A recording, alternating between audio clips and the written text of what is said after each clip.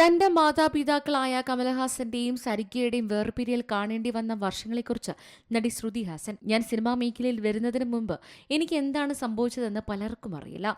ജീവിതവും മാതാപിതാക്കളുടെ വേർപിരിയലും എന്നെ വിനീതയാക്കി മാറ്റി. ഞങ്ങൾ ബംഗ്ലാവിലല്ല കഴിഞ്ഞത്. അമ്മ ബന്ധം ഉപേക്ഷിക്കാൻ തീരുമാനിച്ചപ്പോൾ ഞങ്ങൾ ചെന്നൈയിൽ നിന്നും മുംബൈയിലേക്ക് മാറി. അത് കംഫർട്ടബിൾ ആയിരുന്നില്ല. അവിടെ പഠിച്ച കാര്യങ്ങൾ എന്നെ സന്തോഷവതിയാക്കിയിട്ടുണ്ട്.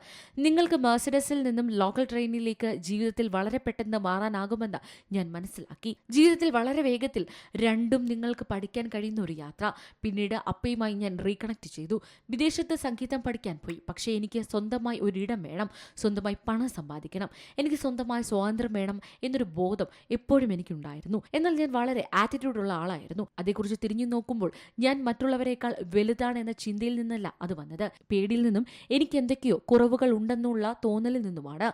ആത്മവിശ്വാസമുണ്ടെന്ന് പുറമെ കാണിക്കാനായിരുന്നു അത്. ഒരുപാട് വർഷം അങ്ങനെയായിരുന്നു. പിന്നീട് ആത്മവിശ്വാസം വന്ന ശേഷമാണ് ഞാൻ ഹമ്പിളായത്. എല്ലാവരും എന്നെ അങ്ങനെയാണ് കാണുന്നതെന്നും ശ്രുതി ഹാസൻ വ്യക്തമാക്കി. Entertainment desk, C Malayalam news.